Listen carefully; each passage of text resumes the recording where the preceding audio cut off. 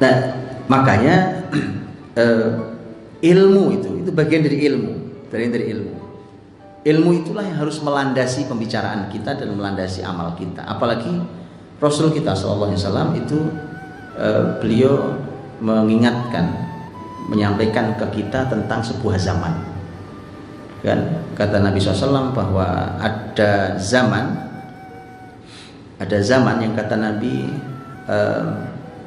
beliau mengatakan di zaman itu yang banyak adalah fuqahanya, katsura fuqaha'uhu, banyak fuqahanya, ahli ilmunya banyak, dan sedikit khutaba'u, qalla khutaba'u, dan sedikit orang yang tukang khutbah, tukang ceramah. Ahli ilmunya banyak, tukang ceramahnya sedikit. Zaman seperti itu kata Nabi, yang banyak adalah orang yang memberi dan sedikit orang yang meminta. Zaman kalau seperti itu kata Nabi, amal lebih baik daripada ilmu.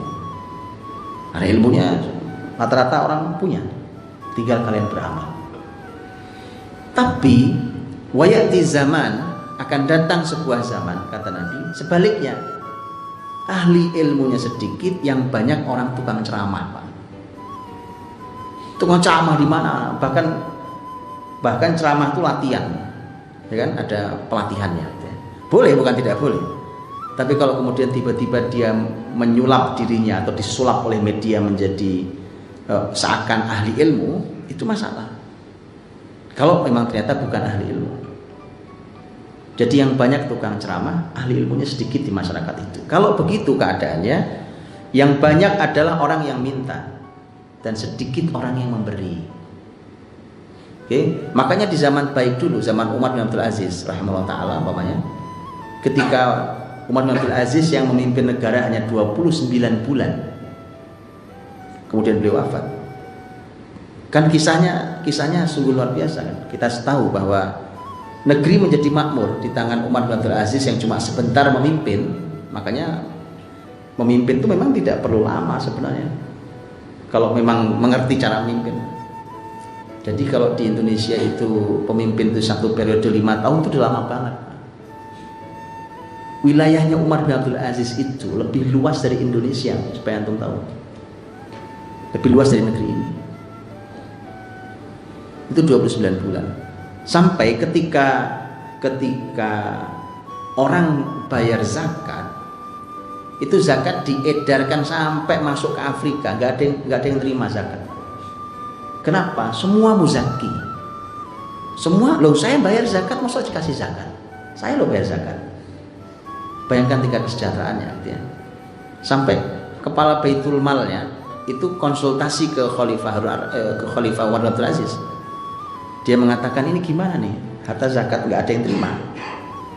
Dia, tapi ini ada orang, saya mau tanya, ini ada orang, dia punya rumah, dia punya penghasilan, dia punya kendaraan, bahkan dia punya pembantu, tapi dia punya hutang.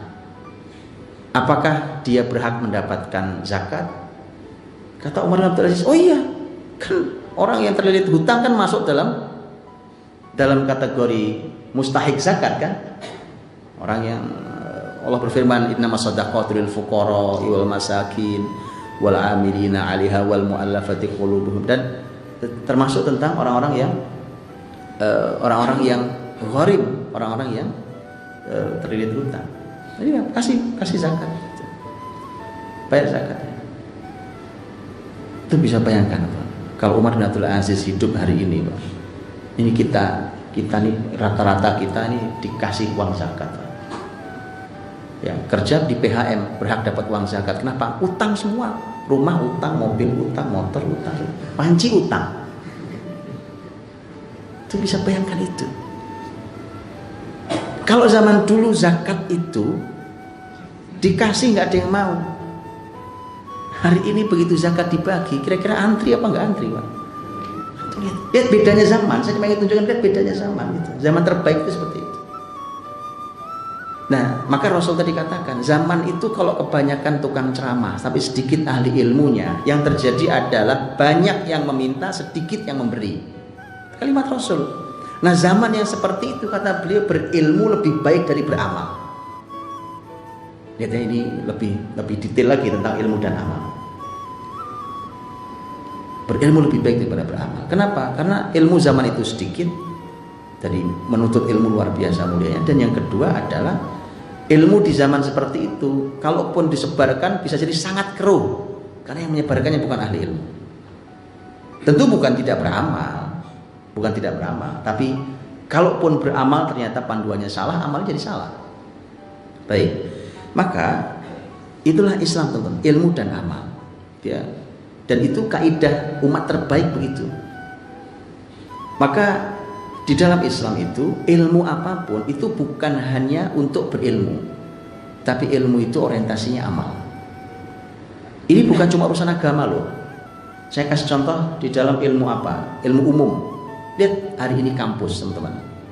Kampus, karya-karya ilmiah, skripsi, tesis, disertasi, penelitian profesor segala macam tuh. Lihat, kadang-kadang apa yang mereka teliti itu kan ilmu. Pertanyaannya adalah hasil penelitian itu untuk apa? Diamalkankah? Ada manfaatkankah di lapangan manusia hari ini? Ternyata hanya menjadi hiasan perpustakaan. Ditempel perpustakaan. Dalam Islam tidak bisa. Ilmuwan Islam dulu kalau meneliti sesuatu itu harus diukur betul ini manfaat atau tidak di amal, di level amal. Ilmu apapun itu. Ilmu apapun itu begitu. Itu ilmu dan amal. Jadi bukan hanya masalah ilmu agama, termasuk di ilmu umum. Apa manfaatnya ilmu ini? Ya. Nah, apalagi kalau ilmu yang sedang diteliti ternyata ilmu sesat atau ilmu haram.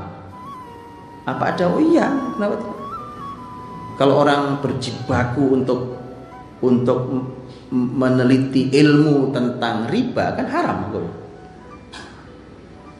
dan itulah makanya ilmu dan amal itu paduan dalam Islam, di mana amal dilandasi dengan ilmu, dan seseorang harus berilmu sebelum bicara dan beramal, dan itu mesti harus dibiasakan di kita dan di generasi kita, bahwa kalau kau mau bicara, kalau kamu mau beramal, maka ilmunya harus benar dulu.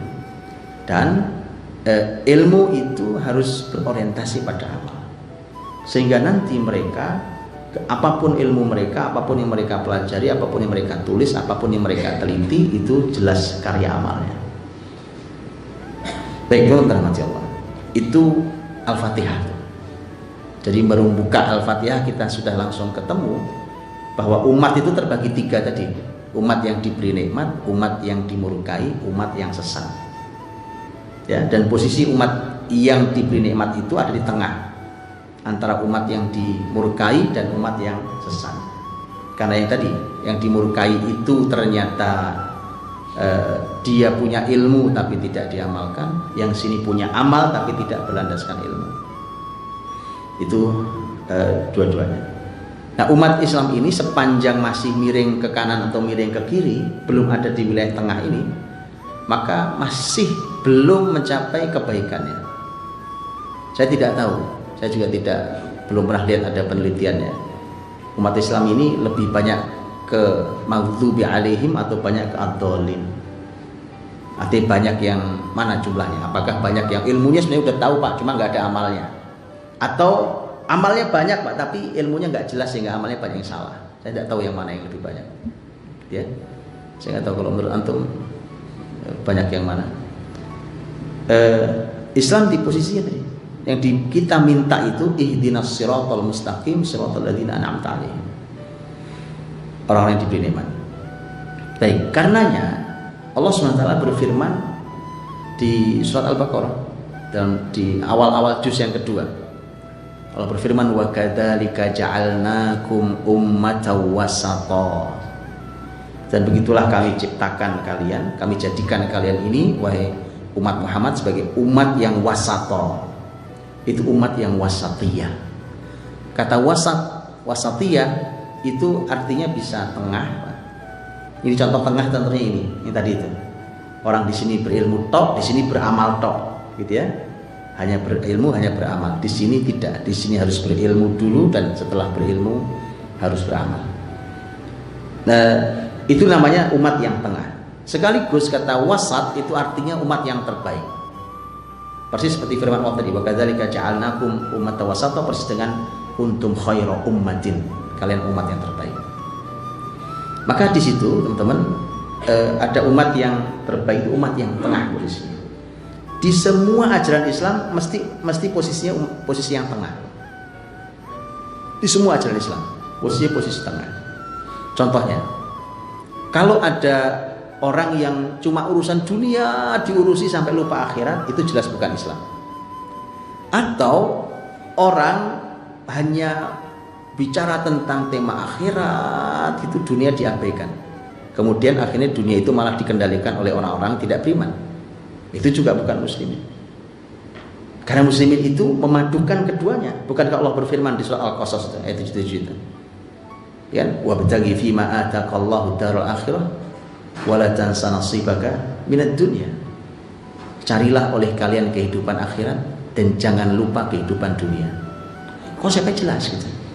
Dunia akhirat itu dikejar, makanya dahulu muslimin memasuki semua ruang di dunia ini dan ruang di akhirat. Karena manusia ini akadnya yang Allah berikan hadir di bumi ini kan jelas. Dalam firman Allah di surah Al-Baqarah itu, "Wa idz qala rabbuka lil malaikati inni ja'ilun fil ardi khalifah." Ketika Allah berkata kepada para malaikat, "Wahai para malaikat, aku ciptakan manusia ini, ciptakan di bumi ini dia manusia sebagai khalifah."